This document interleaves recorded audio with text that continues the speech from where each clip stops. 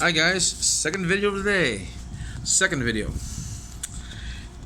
Let me tell you a story about during the Falkland Wars. I'm a history buff, but this story applies to lives itself.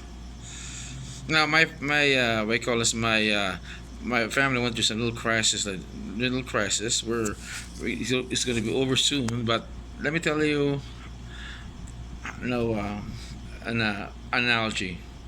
If I'm wrong, metaphor or something, but analogy.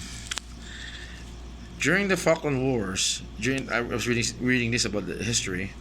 There was this captain or destroyer, unnamed captain. He was, we call this. He got the command of the ship, but he did through hard work. Problem is that he's never been into battle. While on the way to the Falklands, they were there for they met another ship midway through the Atlantic. Midway through the Atlantic, there's a meeting point between two ships, so they exchange we call it supplies and men things like that. So he happened to be when the during the supply run when the ship that met other ship, he wrote in his diary, captain's log, said, and he never felt lonely in his life because he'll be in charge of a lot of men, a lot of personnel that's going to probably die. You never know. Even though you're in the British Navy, okay, the Falklands was a small scale war, but you'd be near the coast. You can be hit by a missile. The Argentine Navy had missiles, even though it's kind of decrepit, and they have good jets, but old, but agile jets. An A4 Skyhawk. If you see an A4 Skyhawk, is a small plane compared to the Raptors right now, but they're like small. So if you try to hit them, with a missile, good luck because the radar signature is so low, and they're quick.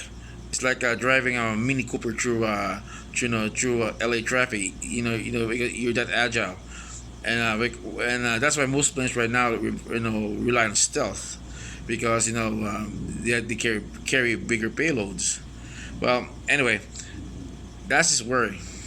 So he was reading through history, the Battle of Trafalgar, Nelson's tactics in ocean warfare. But you know what? They never tell history books never tell you anything about command. They was screaming this man like do this, do this, do this. He was feeling the pressure, and we call this that that's what I like about life. Your life's like a ship. Like my parents did that. I had to step up and help my parents. It's frustrating that my father's getting old already, and he's not in charge anymore. He can't control anything, and I was in charge, and we were bickering back and forth. But you know what I did, and helped my mom. I calmed them down. I said, "Mom, everything will be all right." I try to communicate in a small voice because it's easy to get frustrated. You get a shot at your brother to that, but you have to realize one thing: if you keep control and know where you're going, communicate in the way they listen to. Because sometimes my dad's the hard of hearing, and sometimes you scream over him, he gets offended at that. I will too because your kid now. He's your father, but when you get older, he gets switched. Now you're in charge of taking care of him. That, and now you're the adult. But what will you do? You got to do the mature thing that and try to control your temper. It's hard.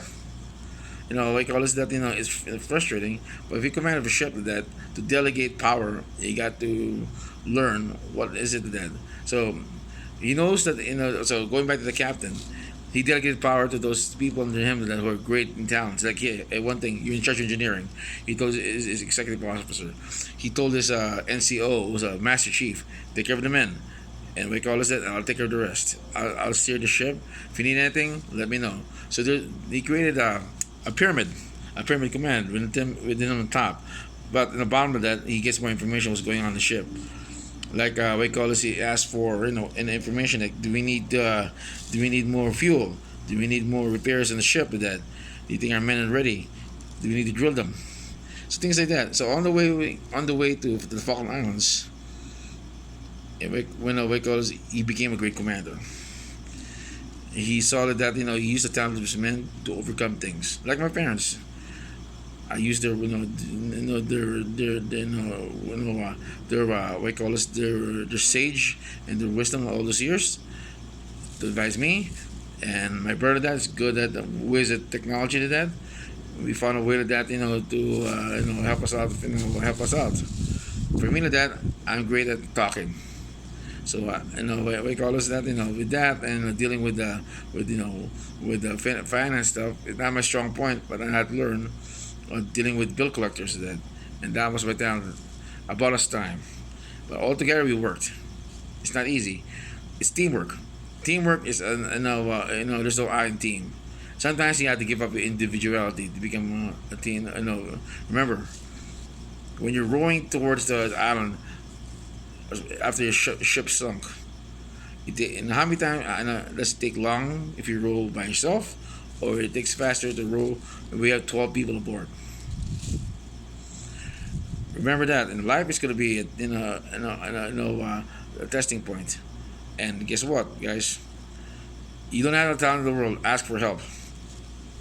And because that's what the captain of the ship did. The British captain said to himself, "You know what? I'm taking, I'm using what I have. It's called resources. Use that. You're not all talented all the time.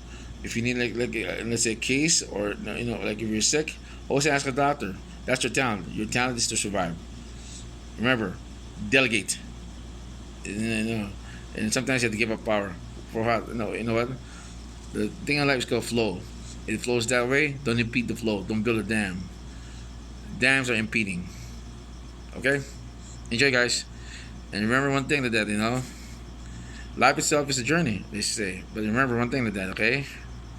Sometimes you need to ride a scooter to that, ride a bus to that. It's faster that way. Bye bye.